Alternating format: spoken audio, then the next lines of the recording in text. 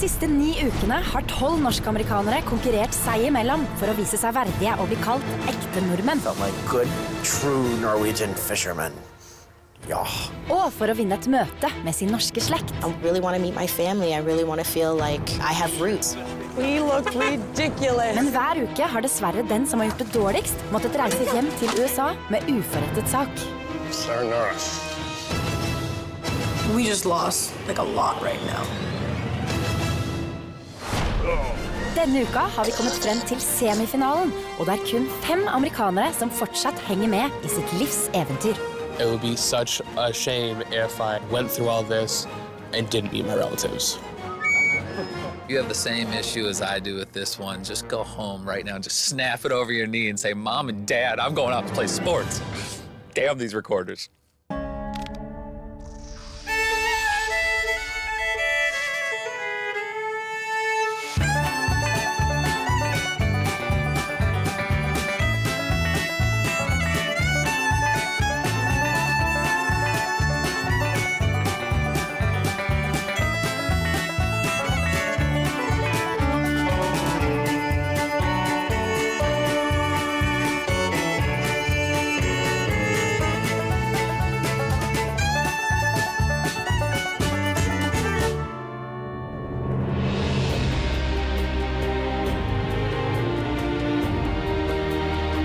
I år er det Lillehammer som er åstedet for semifinalene i Alt for Norge. Og amerikanerne lurer fælt på hva de skal lære om gamlelandet denne uka. Maybe it's something like folk culture or something like that. I don't know. Like maybe we have to do like a hulling dance. I love the fact that I'm here in the semifinals. I actually did not think I would make it this far, honestly. So to be here is just mind-blowing.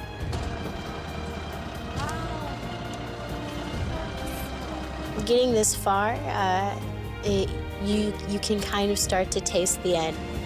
I'm just thrilled that I've been able to push my boundaries and take it a little step further than I anticipated.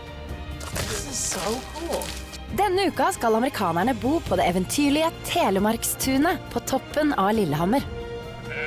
Oh my God, there's a sheep up there. There's a sheep on the roof.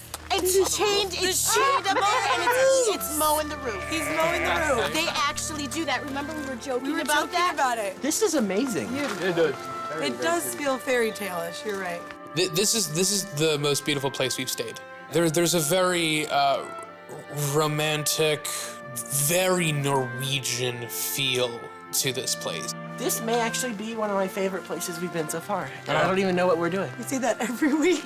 I know! It's kind of cool to be staying in a place like this.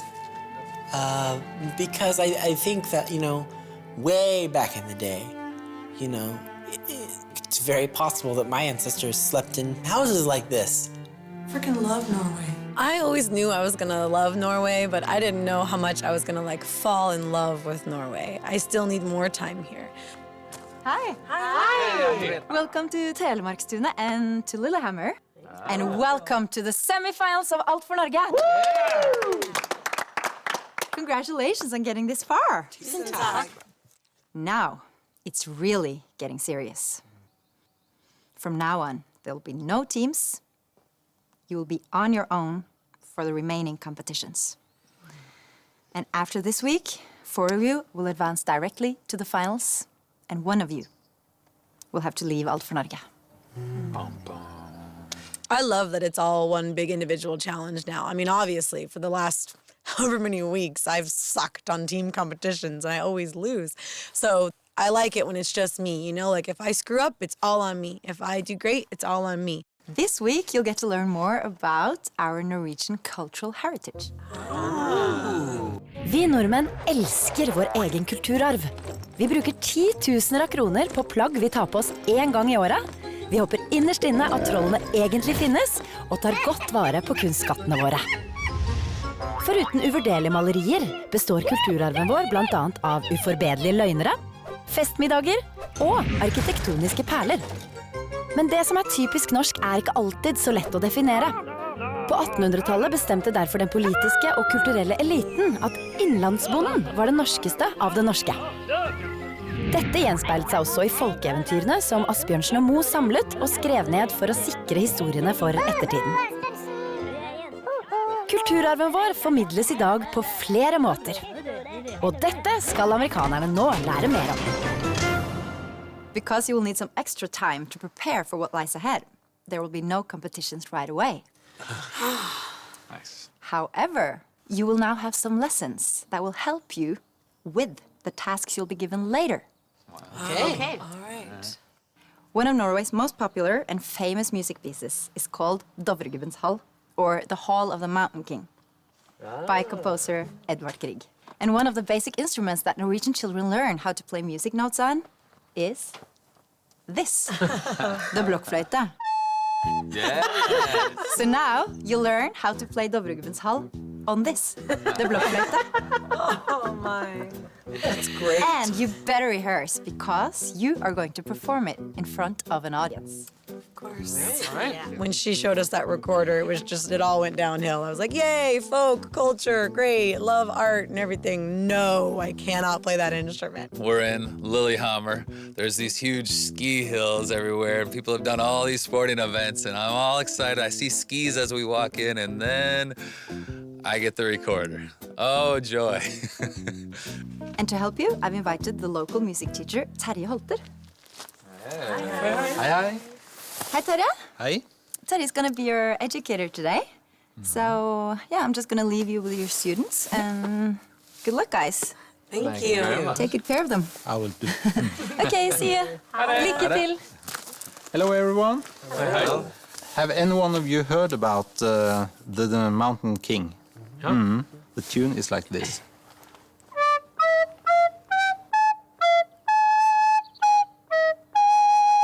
I was excited that we were going to be playing Grieg. I like Grieg a lot. I admire him, so playing in the Hall of the Mountain King is kind of a cool thing for me. Total sound chaos. It sounds beautiful when we all play together. Yeah. It takes a special kind of person with a special kind of patience to deal with anything that makes that kind of noise. This is almost the Mountain King. I have never in my life played the recorder, nor have I ever seen a recorder, so I'm very upset. Etter en kort introduksjon går amerikanerne hver for seg for å øve på det klassiske musikkstykket, samt å få noen gode tips fra musikklæreren. It's very, very hard. Yeah, I know. Yeah. I did not think it was going to be challenging. I thought it'd just be, oh, fun, play the recorder for a wee bit. Nope. What do you think might be the fastest tempo it goes?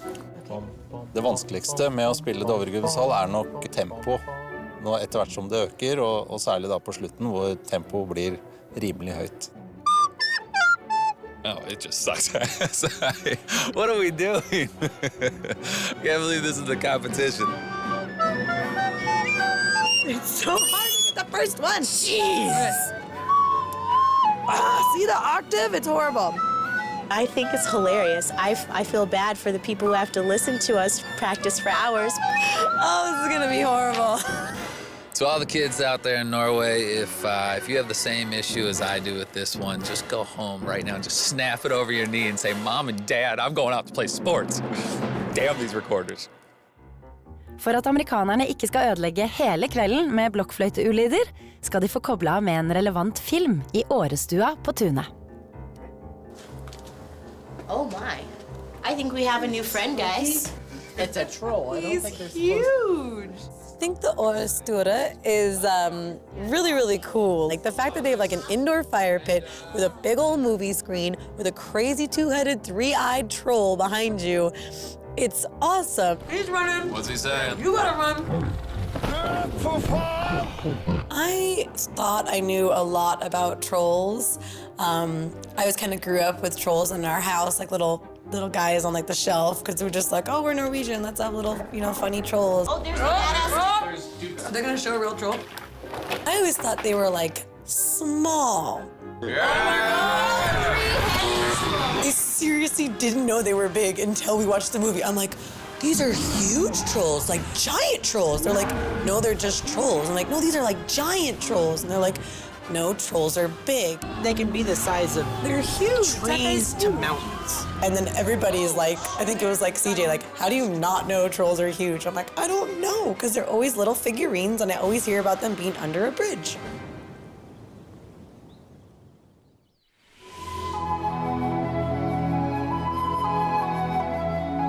Det er en ny dag, og amerikanerne skal få nok en leksjon i den norske kulturarven. De har fått beskjed om å møte ved Eventyrmuseet i Hunderfossen familiepark for å lære mer om et tema som kommer til å bli svært viktig i den første lagkonkurransen. Oh, wow. Okay. That's a life-size troll right there. It is a life-size troll. When I saw the big troll at Hunderfossen, I was really surprised because it is gigantic. His foot was like up here on me. He was a very big troll. He's turned to stone. We're okay. We're okay. Stay light. We're okay. I don't trust it. Utstyrt med en bok med engelske oversettelser av de mest kjente eventyrene, tar amerikanerne turen inn i trollet til Ivo Caprinos eventyrhule for å lære seg mer om denne stolte, muntlige tradisjonen. I wasn't raised with any Norwegian folktales or any Norwegian stories or anything, so I have a lot that I get to learn, which I'm excited about. Once upon a time, there was a farmer who was quite poor and he had 3 sons. He sent the 3 sons out in the forest to cut woods that would gain money to pay off debts. I think Norwegian fairy tales are very interesting. A lot of them are kind of violent. And then he said to the troll, why don't you do as I did and cut a hole in your stomach? Then you can eat as much as you like. I'd never heard anything like it before, so it was fun. I'm excited to take some of them home and share them with my kids at the daycare. Some of the nicer ones. This is the story of the 7th father of the house.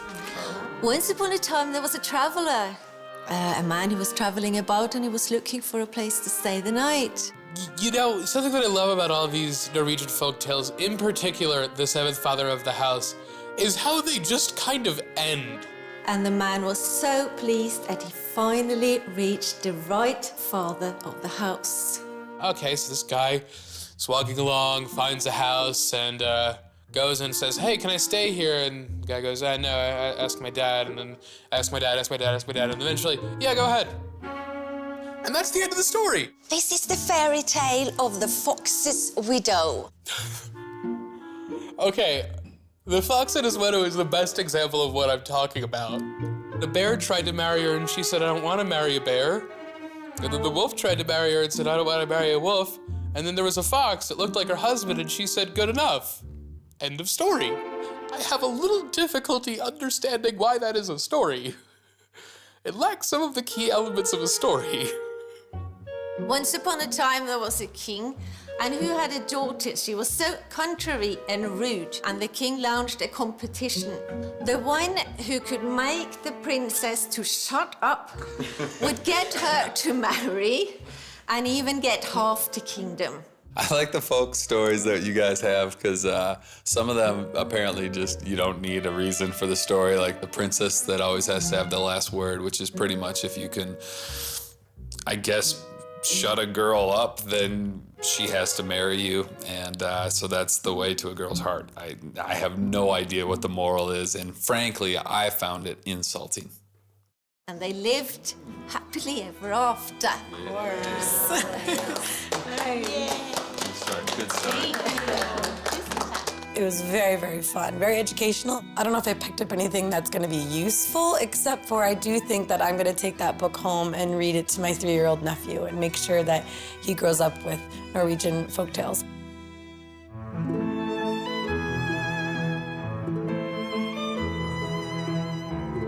Det er endelig tid for den første konkurransen. Og med et litt mer tidsriktig antrekk er amerikanerne klare for å vise hva de har plukket opp fra de norske eventyrene. Welcome to Maihaugen and to this week's first competition. Thank you. The winner of this challenge will be exempt from the rest of the competitions and will go straight to the finals of Alt for Norge. Yeah. Okay. I like that.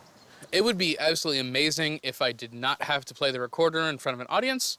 It'd be absolutely amazing if I wasn't even in the elimination. I would really like for this to be my last one of the week. I hope you paid close attention during your visit in the troll, and that you took advantage of the books with the Norwegian fairy tales that you received earlier.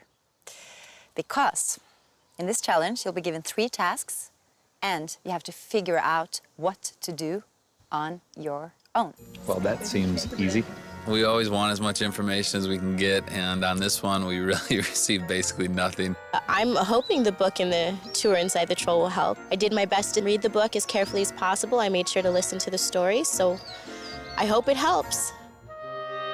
På den første posten sitter en munnrapp, men mindre fornøyd prinsesse. Once upon a time, there was a girl called Jessica fighting for a place in the finals of Alt for Norge. Yes. Ready, set, go.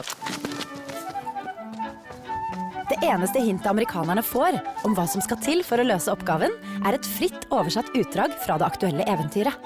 I knew the fairy tale of the princess who always had to have had the last word very well. I knew the 6 items. I knew the order that they were picked up. I knew how he used them to, like, you know, shut her up. So when I read what the challenge was, it was like, oh, simple. Just find those 6 items. No big deal. Og de 6 gjenstandene befinner seg i denne høystakken. In the old folk tale, it was, you know, oh, they're just walking along the road, and there's a magpie, there's a willow hank, there's a wedge, and it's just like, okay, you know, I saw the card, and I'm like, that's what I have to do. Okay, so I have to find them. And then I realized, no, they're all in the haystack. He didn't have to look through a haystack to find those things, just throwing it out there. In the hay. Horns. Yes. Horns. Wedge. Old soul. Amerikanerne har fulgt godt med i timen, for alle husker hvilke 6 gjenstander som målbandt prinsessen. I don't think, no. Men utfordringen for amerikanerne at det i tillegg til de 6 gjenstandene også finnes andre villedende gjenstander i høystakken. Never mind that I'm allergic to hay. You better be worth this. Jo, prinsessen verdt det. Så snart deltakerne har lagt de 6 rette gjenstandene på bordet foran henne, blir hun målbundet, og amerikanerne kan løpe videre til nye eventyr. I've currently got a pretty nasty cough, and I am asthmatic, and I smoke a lot, and I'm overweight, and you just put me in a haystack filled with dust. It's dust. Fortunately, that's not what I'm looking for.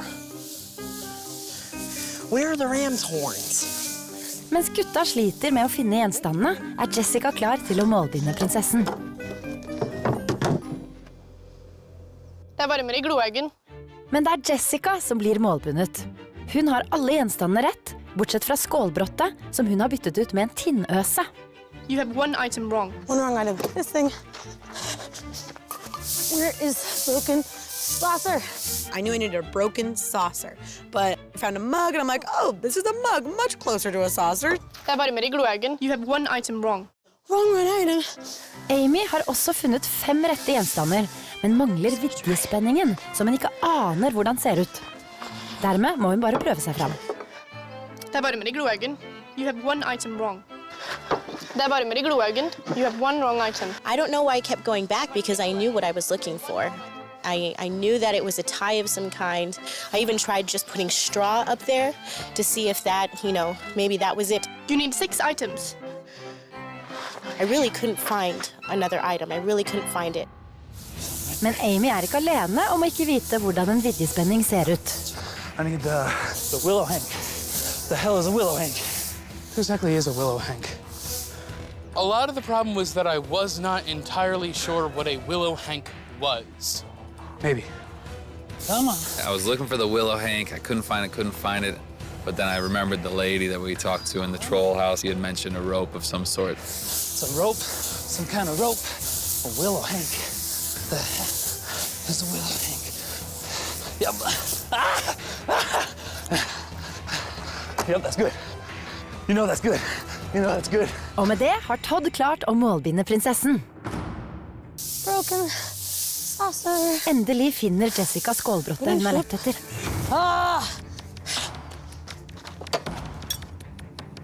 Ja.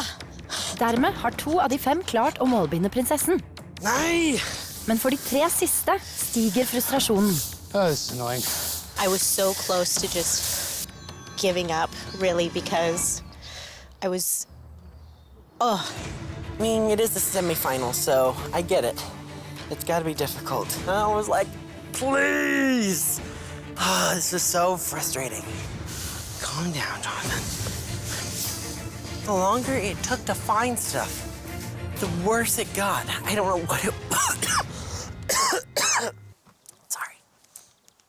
Well, the longer it took, the worse it got. I mean, the more I couldn't breathe, the more the hay was just getting all over the place. And finally, towards the end, I was just like, screw this hay bale. I don't care who has to put it back together, because I'm just tearing it apart.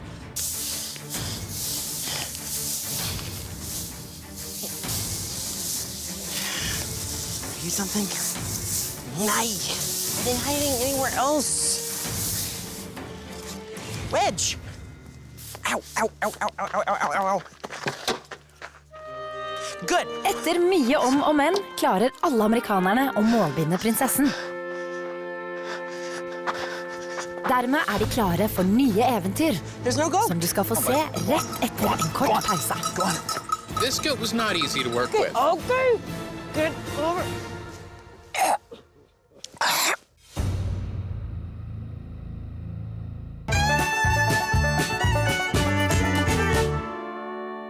Where are the ram's horns? Semifinalistene er midt i en eventyrløype som vil sikre vinneren en plass i finalen. Det er bare med i gloaugen.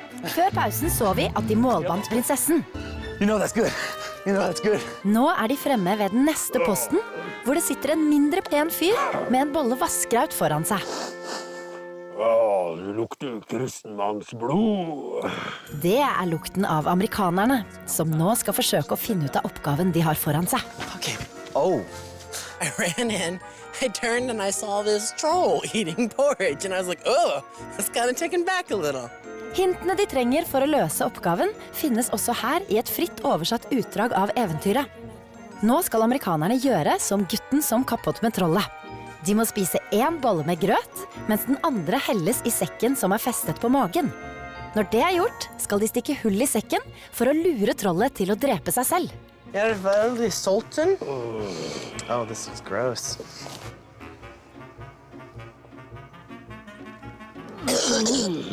I don't know what it was. I don't want to know what it was, but it's goop. And I sniffed it a little and I'm like, nope, not gonna eat it. We're not eating this. I know it said eat 1 bowl, but I figured maybe it'll be okay if I just show him, oh, I'm eating. Oh, stab, bye. It's very good. I can't help myself. Men det er ikke greit å helle grøten fra begge bollene i sekken. Dermed får Jonathan 2 nye boller med grøt. Oh, seriously? Good looking dude. Todd har også misforstått og tømmer umiddelbart begge bollene i sekken. Og når han får 2 nye boller, velger han jaggu å gjøre akkurat det samme med dem også. Come on, keep eating. You pansy. Fortunately, I just didn't think about the fact you actually have to eat some too. Apparently, it's not very deceiving if you don't eat it. Ingen av amerikanerne ser ut til å ha skjønt at de må spise den ene bollen med grøt. It didn't occur to me that I would actually have to eat one at first. So I poured them both into the thing, and then Henrietta came over with 2 more bowls. So I was like, oh, I actually have to eat one. there was no way he could eat both, so he only ate 1. And, oh, fuck, I have to eat 1. Do I have to eat a whole bowl? This isn't the best. It wasn't bad. It just wasn't good. I've got this cough and a bit of a cold going on, so I was feeling a little sick, and every once in a while I would spoon some into my mouth and start to cough. 1, 2, 3.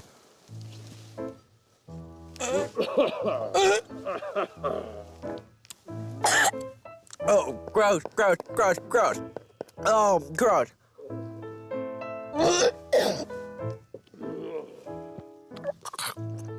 You like it?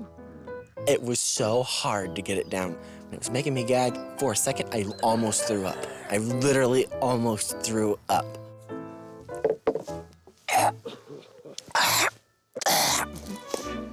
You should do what I do and just put a hole in your stomach.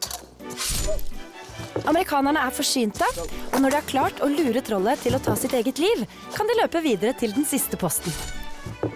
Yeah. Once the troll stuck the knife in the belly, I was pretty ecstatic that I knew that I was done and I could get out of there, but it took too long. But yeah, definitely I was happy to see that come. All right, once upon a time, and the biggest Billy Griff went over the bridge.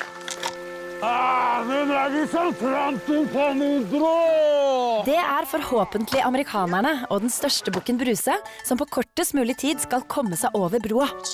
Oh, shit.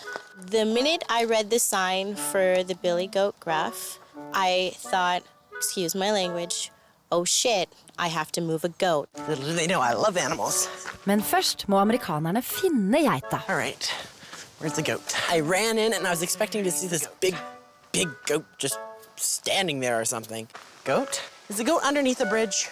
Hi. I was a little freaked out. I jumped a bit because he surprised me. Where's the goat? But I ran over to Henrietta and I was like, there's no goat here either. So it's just like, where is the freaking goat?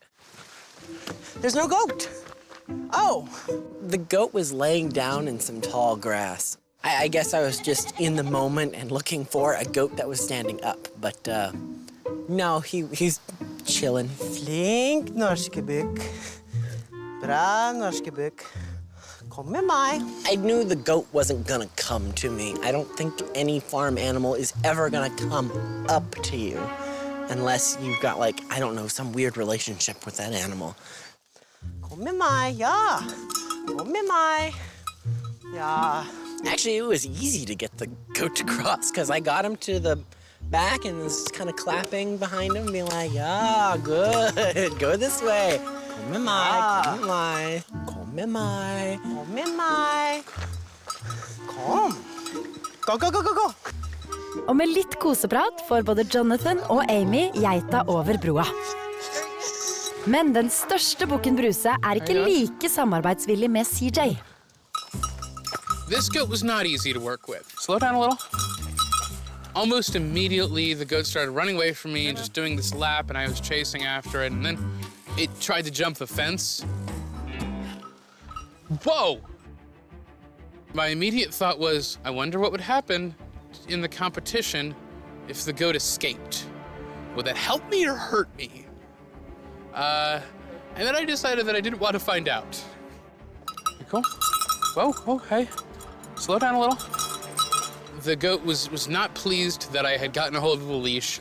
I started, lightly leading it along, and it wasn't really having it, and then it was a little more cooperative, and then it decided, no, I want to be away from here. It's cool.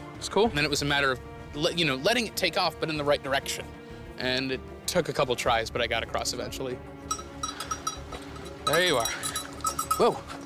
I think I went pretty well. I can see some of the others having a lot of difficulty with this. Men der tar CJ kraftig feil.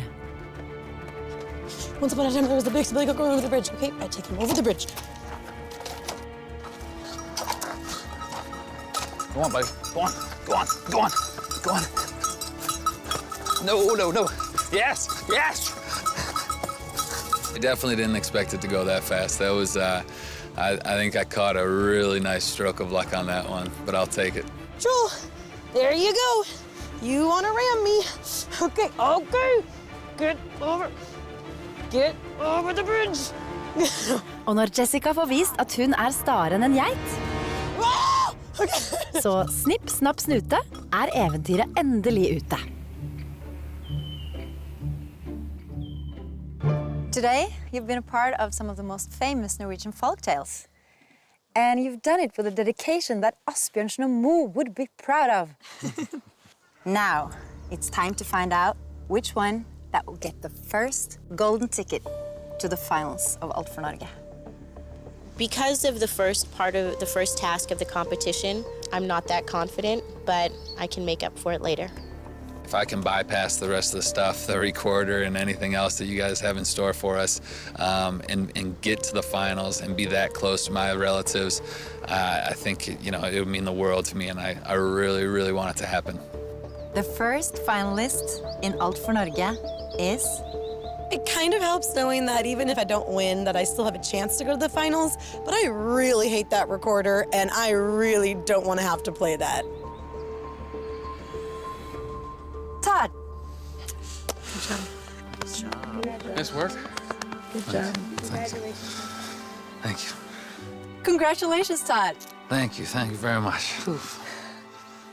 Sorry, I'm at loss of words right now. Since you are the first finalist in Alt for Norge, I have a surprise for you. Oh. I get to burn the recorder. You'll get to call your wife and kids. Are you serious? Amazing. I'm ecstatic right now. I'm overjoyed. So I don't know whether to be more excited about the fact that I get to go to the finals or I get to make that phone call home right now, because it's been a long time and I definitely need it. So both pieces of information were something I needed to hear today. It's been a long and entertaining day, so now you guys can go back to Telemarkstuna. Good night. Good night. Good night.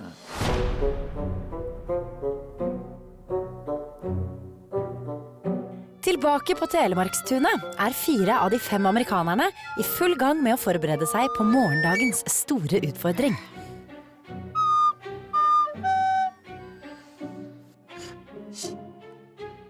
If this thing is keeping me from being in the finals, if this is like the only thing in my way, then I'm going to crush it when I'm finished with it. So that's my emotions towards this recorder.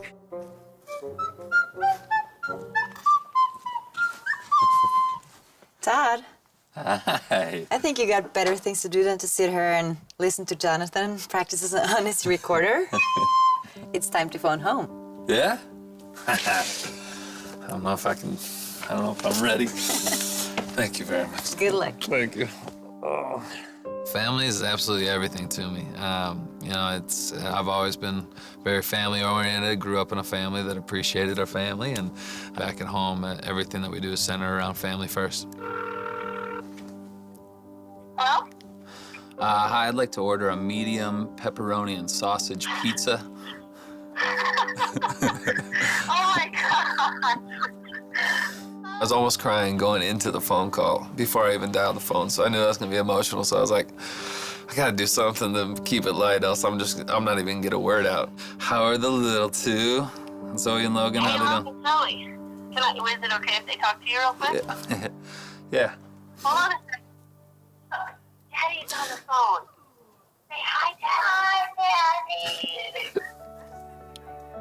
Say happy Father's Day. Happy Father's Day. Is it Father's Day today?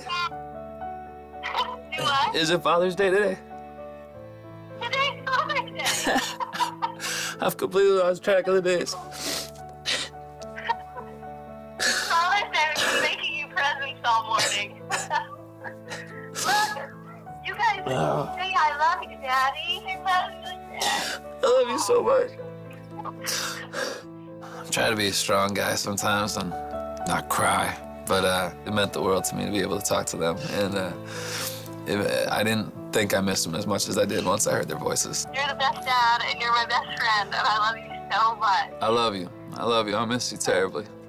I think once I, step away and I get a moment to gather myself, then it's gonna really motivate me, because that's my family at home, and to know that I have family here, it's gonna motivate me to be able to put those two together. And so yeah, I think that it's definitely, it's gonna be a driving force. Det er en ny dag på Lillehammer, men ikke en hvilken som helst dag.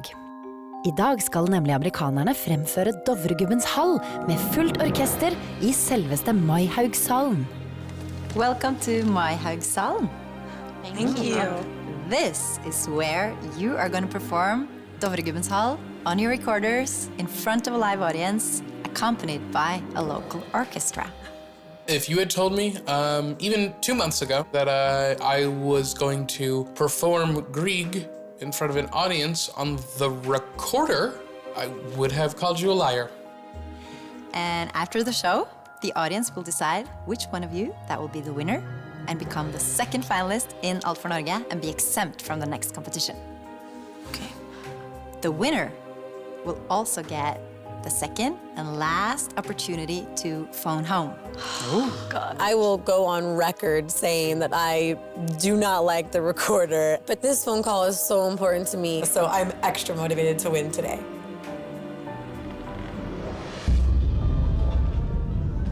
Mens amerikanerne går for å skifte, begynner publikum å strømme til konsertsalen. Og bak scenen er deltakerne snart klare til den store fremføringen. Og det er mye som står på spill. I'm feeling a little nervous right now. I really want to call home. I really want to get into the finals. So, this is really important to me. I'm not terrified of falling on the stage. I'm not terrified of not doing my best. It's that I won't be here next week, honestly, and that this will somehow prevent me from making that happen, even though no one's being sent home. I want to know that I'm for sure going to be here next weekend, so it would be nice to take first today.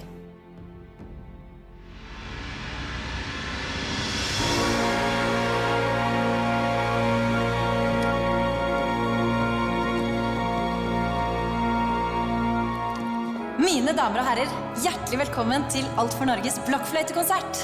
Nobody's going home for this. That's the best thing about this. Nobody's going home. That's the best thing. We can all suck as much as we want, and they're not gonna go home. Det er utrolig hyggelig å se så mange her i kveld. Deltakerne våre, de skal framføre for dere Dovregubbens hall av Edvard Grieg, akkompagnert av ingen ringere enn Lillehammer Janitsjar.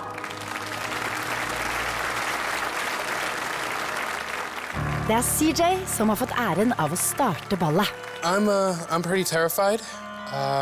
Discounting actual panic attacks, I'm putting this in like top 5 most terrified moments of my life after like car accidents and stuff. Nå skal vi få første deltaker på scenen.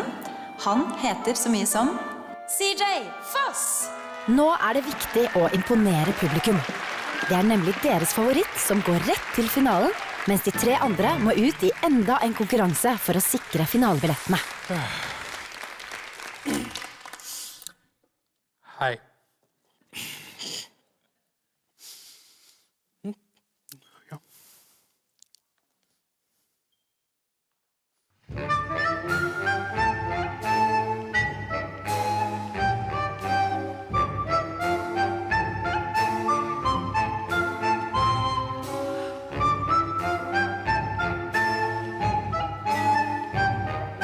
I connected with the audience as best as I could. I tried to have them relate to me from the quite understandable position of someone who is just pants falling down terrified.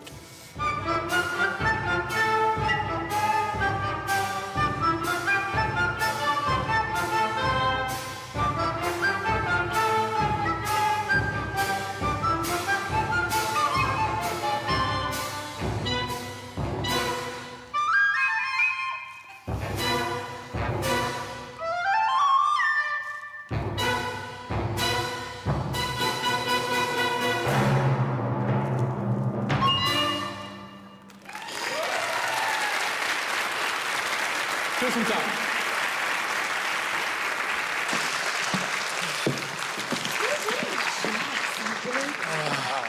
You were really good.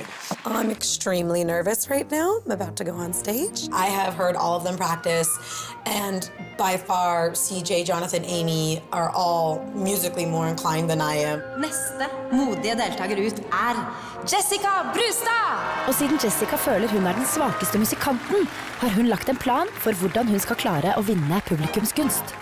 I have to engage this audience. I need them to love me because I know that I can't play this recorder very well. Tusen takk, tusen takk. Jeg heter Jessica. Jeg elsker blokkfløyte. Og jeg elsker dere fantastiske nordmenn. Jeg elsker.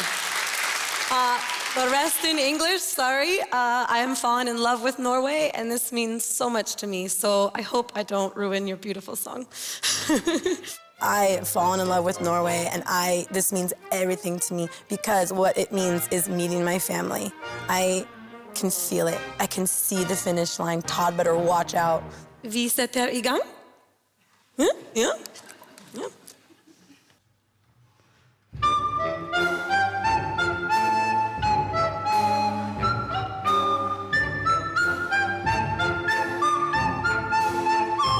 I was constantly kind of looking at them. Even when I was playing, my hands were shaking so much, but I was kind of trying to look at the people in the front row because I knew how much that was going to be key in my performance.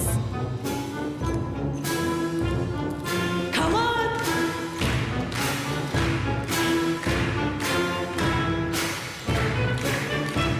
Get into it, get into it!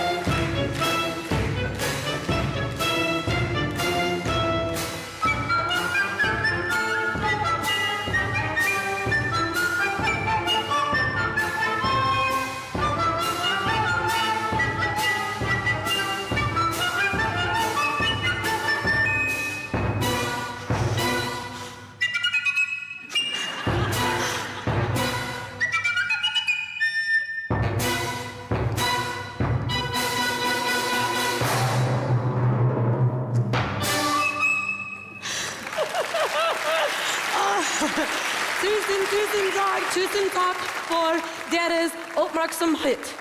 Ja? Ok. Ha det! That was great. You had the whole audience going. They were That was clapping. amazing. They were clapping. Love you, darling. This did not go well. This did not go well. I know all the notes, but they do not know that I know all the notes. The audience thinks that I know no notes. So I'm hoping that the laughter that I got, which was probably because I don't know the notes, will give me some consolation. Anyways, lick a tail, you. Go have some fun. It's fun. That's the most fun I've had this whole trip. Jessicas publikumsfrieri ser ut til å ha inspirert de 2 siste deltakerne som skal på scenen. Hei. Jeg heter Amy. Jeg håper dere vil kose dere. God kveld. Jeg heter Jonathan fra Houston, Texas. Og jeg elsker dette nydelige land. Tusen takk for å komme. Ja, jeg er klar. Dette er morsomt, ja? Ja. Kose.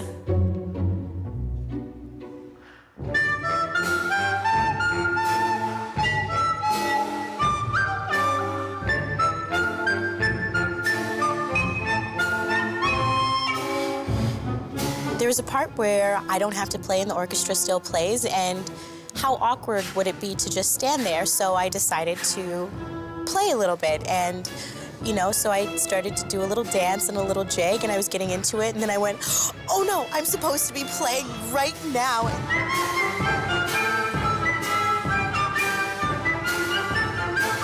It was interesting to play with the orchestra. I knew I was messing up all over the place. I kind of figured I'd mess up, so I figured I might as well just have as much fun as I can.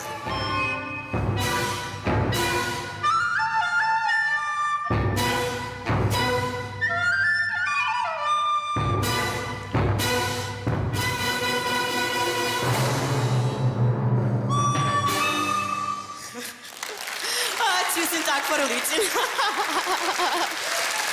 Tusen takk. Tusen takk. Ha en fantastisk dag. Tusen takk. Ha det. Ha det. You, madam. You were amazing. You were You good. just won. No, I was. You were amazing. I didn't even play the right notes at all. Oh my God. Nå er det publikum som sitter på makta. De skal stemme frem den deltakeren de synes hadde den beste opptreden, og den som får flest stemmer går ikke bare direkte videre til finalen neste uke, men får også sjansen til å ringe hjem. Well, lykke til. Og hvem det blir får du vite rett etter en kort pause.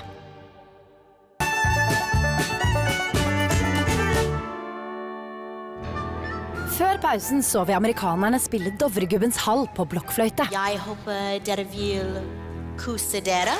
Den av de 4 som imponerte publikum aller mest, vil ikke bare vinne den andre finalebilletten, men vil også få muligheten til å ringe hjem. I'm really nervous for the results because I have never won anything on Alt for Norge, like ever. And this is kind of my last chance to win anything. I don't know if I'd say I feel confident, but I feel good. I know I didn't come in last, or I couldn't have come in last. I hope I didn't come in last. The ones who received the least amount of votes are Amy and Jonathan.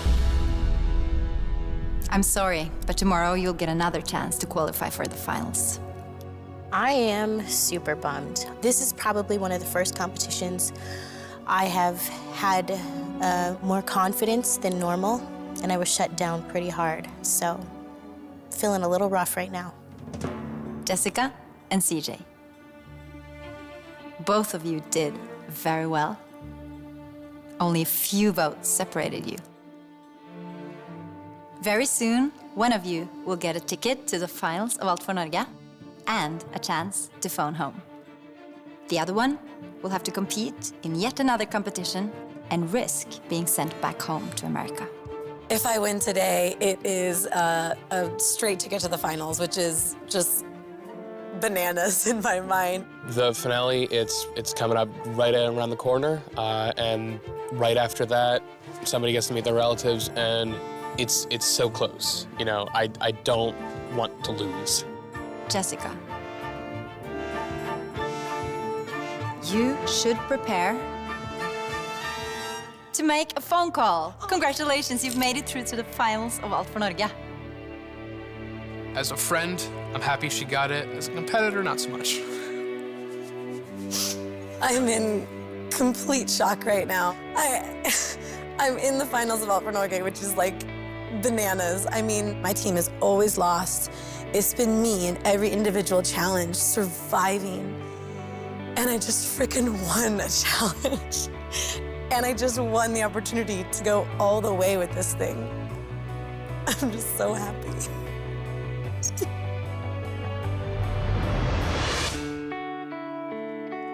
Jessica skal nå få ringe til den aller viktigste personen i livet hennes, kjæresten Jason.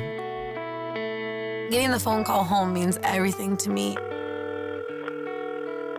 Jason is my everything, and this sounds like so stupid, what is it, Jerry Maguire, but like he completes me, like he just does. He's the one and only person who can complete Jessica Brewstead.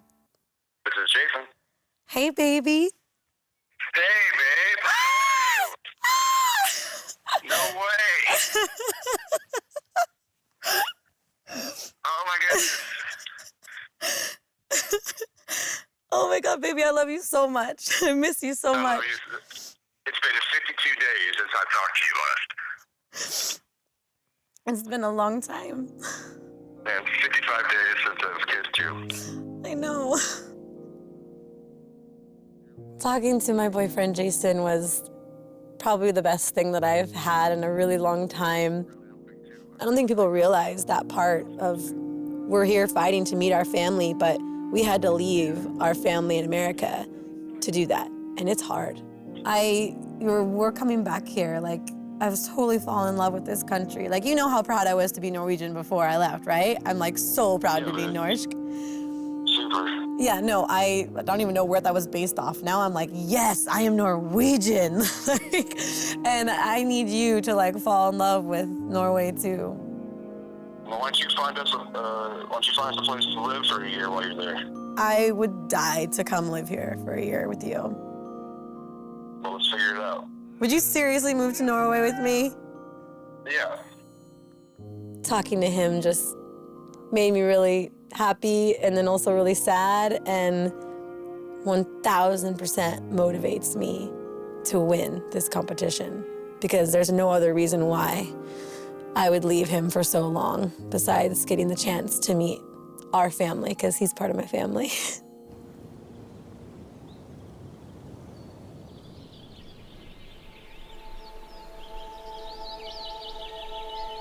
Det en ny dag på Telemarkstunet. Og det ikke lenge til CJ, Amy og Jonathan skal ut i semifinalens siste konkurranse. Og nå presset stort. For den som taper i dag, må dessverre innse at oppholdet i Norge tar slutt, rett før den store finalen. We're so far along right now that it's just going to be, I don't know about you guys, but even though we've seen so much, we've done so much, we've been here for a long time, I would be pretty sad to leave today. Oh, yeah. Because we've made it so far and we're so close to the end. So that, I mean, you know, there's that talk about, oh, be proud you've made it this far, but at the same time, you know, you made it this far and then you and then you didn't make it to the end. Yeah. So that would suck. That would suck, you know. I like Houston. It's just I think I like Norway more. Yeah. So if by some chance they happen to say, Jonathan, you're going home, don't be surprised if I'm not there the next second because I'm running in the opposite direction. Right. You'll never catch me. I've got 200 kroner and a basic grasp of the language. That'll be me. I'm not going home today, so they can try, and I love them both, but this is when it gets real, so bring it on.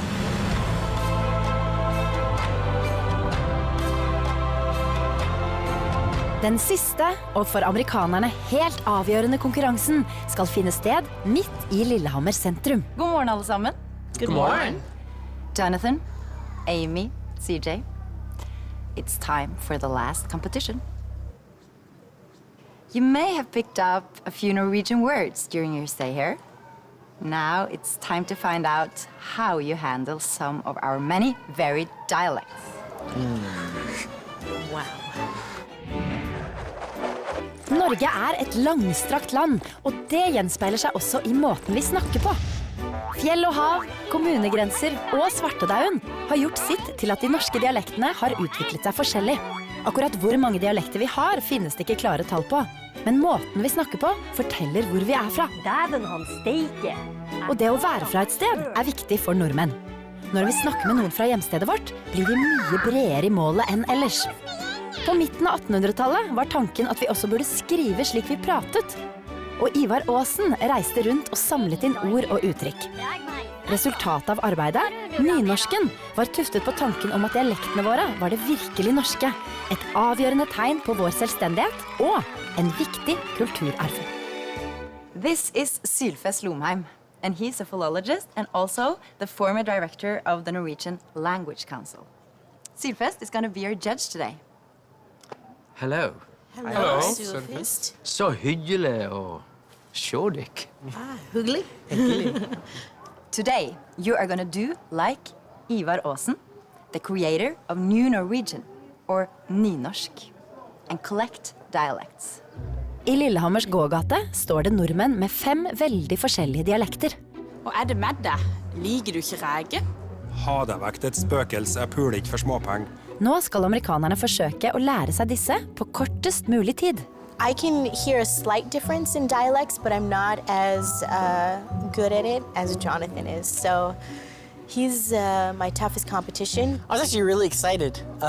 This competition seems like so much fun. I've got a pretty good ear, I would say, for languages, or at least I hope I have one. I actually think I'm going to dominate in this one. Lykke til deg, Jonathan. Tusen takk. Klar? Ferdig? Gå! Hei, hei. Hei. Hvis du har det så travelt, hvorfor kom du ikke i går? Ok, igjen.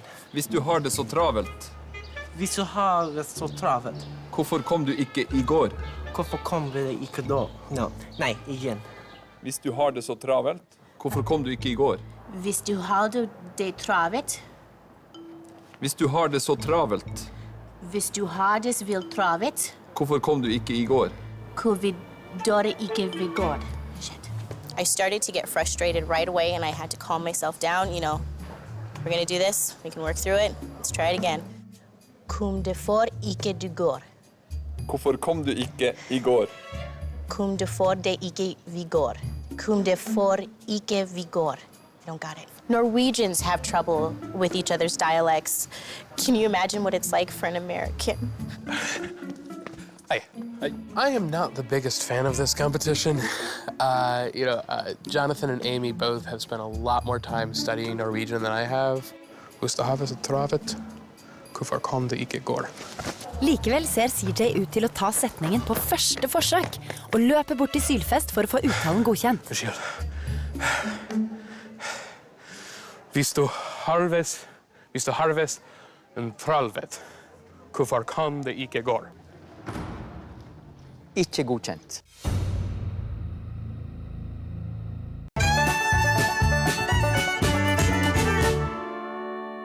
på havestetravet. Hvorfor kommer det ikke I går? Nei. Vi så har ikke... Nei. I think the hardest part of this was the memorization. I think I took a lot longer than my plan was to. Hvis du har vært så travelt. Hvorfor kom du ikke I går? Hvorfor kom det ikke I går? Hvorfor kom det ikke I går? Hvorfor kom det ikke I går? Hvis du har... Nei, for faen! En gang til, first part. Hvis du har det så travelt. Hvis du har det så travelt. Hvis du har... Nei! Hvis du har... Hvis du har... Så...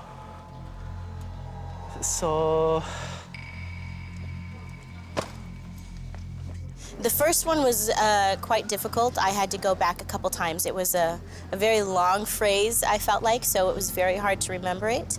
Hvis du har det så travet, hvorfor kom det ikke I går? Det godkjent. Hvis du har det så travelt, hvorfor kom det ikke I går?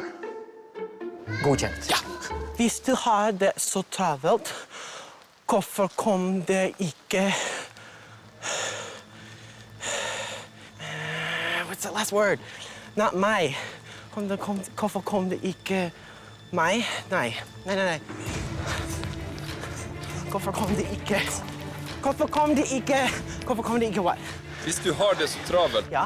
Hvorfor kom du ikke I går? I går! Yesterday! Hvis du har så travelt, hvorfor kom det ikke I går? Godkjent. Ja, herregud! Alle tre har endelig fått godkjent finnmarksdialekten, og skal nå bevege seg litt lenger sør, til Trøndelag. Har det vært et spøkels? Jeg puler ikke for småpenger.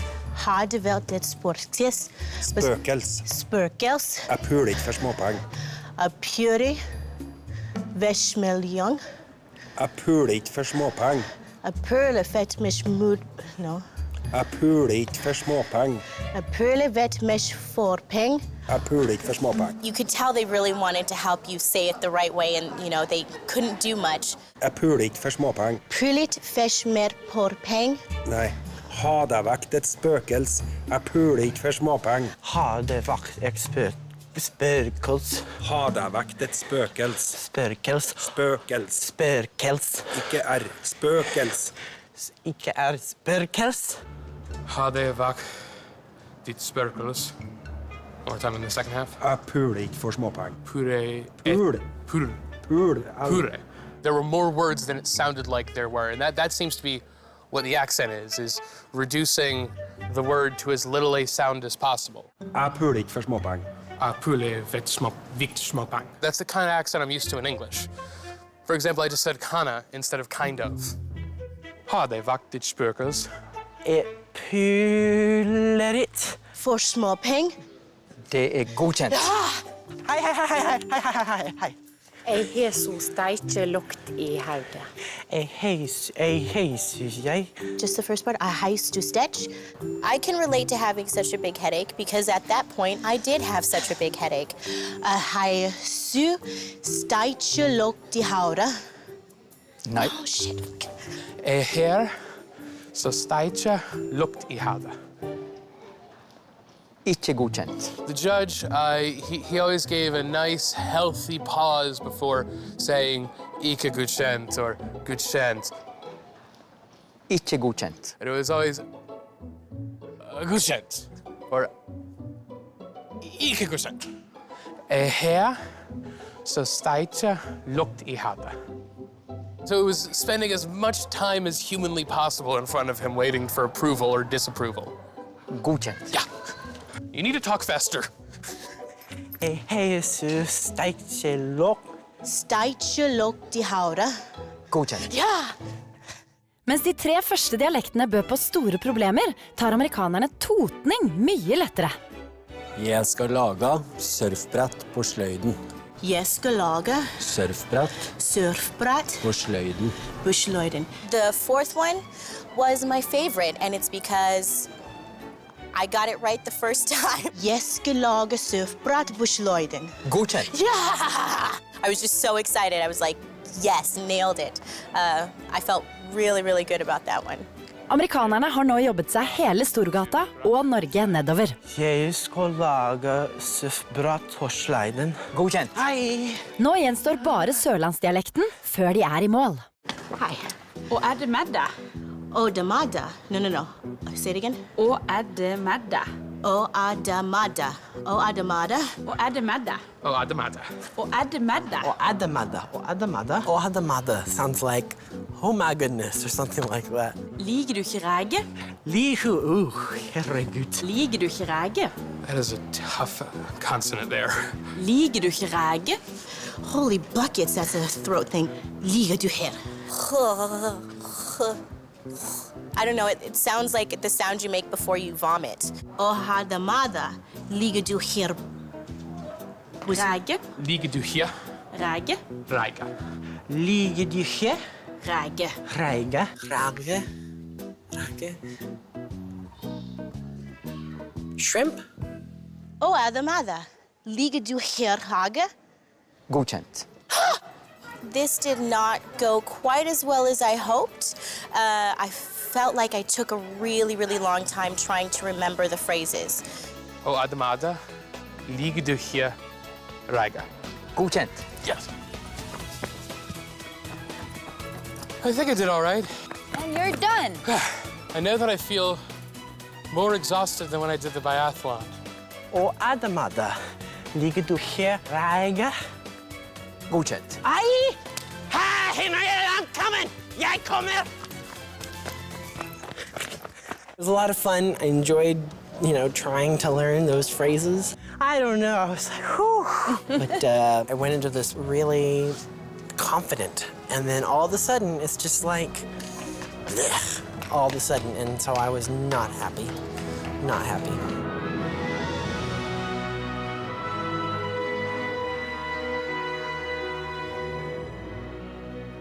To memorize sentences in a foreign language in several different dialects in such a short amount of time, that's an extremely difficult challenge.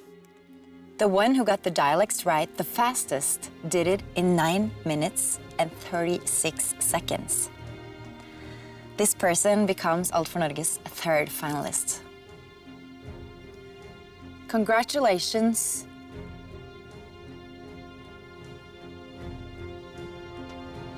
CJ, you're in the finals of Alt for Norge. If you had told me during week 1 that I was going to be in the final, I would not have believed it. Once I met everybody else, everybody's so able-bodied and smart and quick, and there's me. I don't have the highest opinion of myself, so it feels absolutely amazing to be in the finals. At this point, I just want to be at next week so bad. I really want to make it to the finals. Amy Hestenes from Hestenesøyra in Sogn og Fjordane. And Jonathan Richards from Trondheim in Sør-Trøndelag. You have both done an amazing effort throughout your journey in Norway.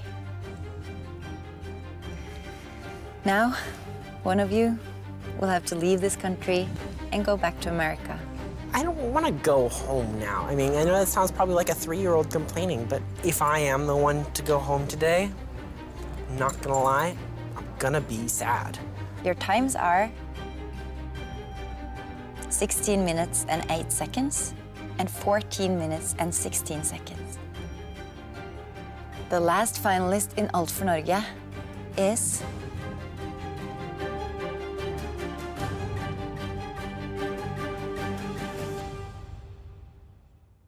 Jonathan.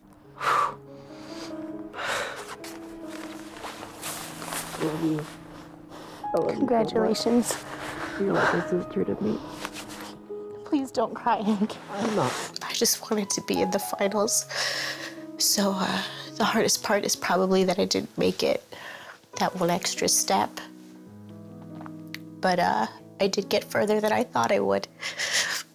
I love you, okay? I'm gonna be rooting for all of you, okay?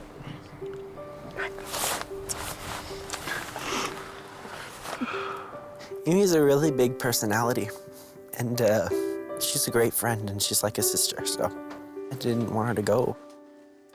The one thing I'll miss the most is the beauty of Norway. You know, it's so easy to go for a walk here. It's so easy to escape the mind and enjoy nature. It's Moorhead is not this beautiful, so that's the one thing I think I'll miss a lot. Som de andre som har måttet forlate konkurransen, får også Amy en bok med informasjon om og kontaktinformasjon til sin norske slekt. It's my family tree, and it goes all the way back to 1766.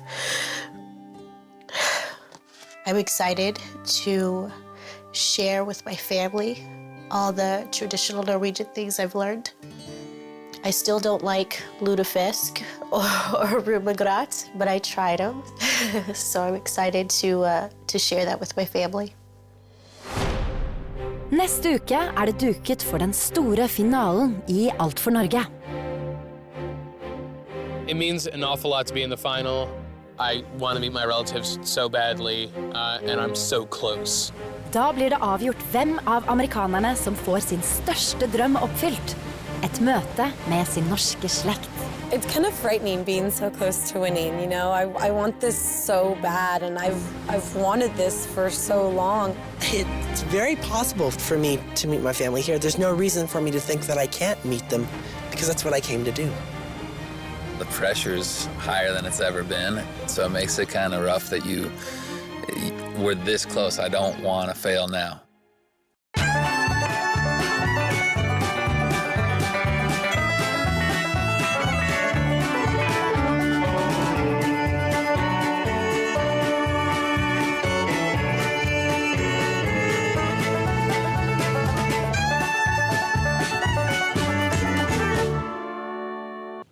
Hello.